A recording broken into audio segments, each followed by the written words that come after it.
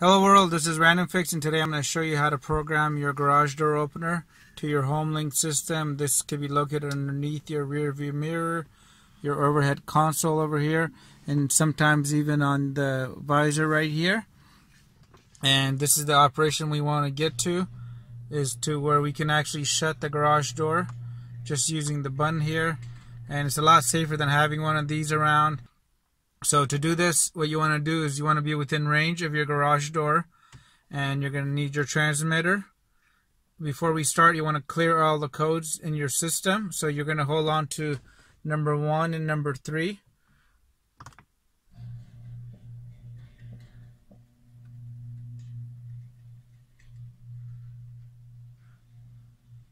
Keep hanging on to these.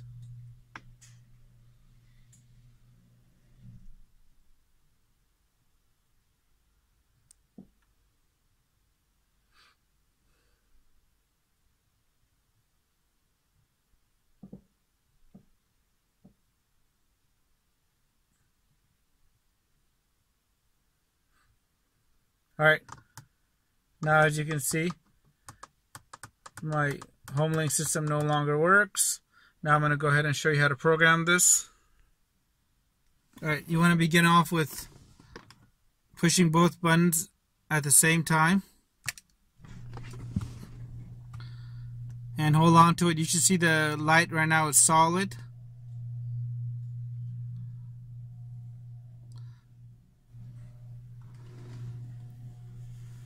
And I'm going to continue to hang on to both buttons here.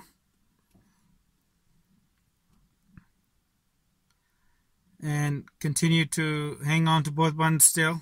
Right when it starts blinking fast, I'm going to let go of both at the same time. And now, on the back of your garage door opener, you'll have a button kind of like the purple one I have right here.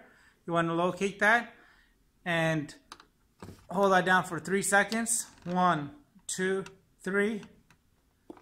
And within 30 seconds, you got to get back to the vehicle. Your ignition has to be on, and you have to push this 3 times. There it goes. Now it's programmed. And the nice thing with this is you could program up to 3 of them. So if you're going to go to your parents' house, you could program one there. My home gate here. And also my sister's house on the other one. So I hope this video helped you guys out. Please leave your comments and your questions below. And have a great day.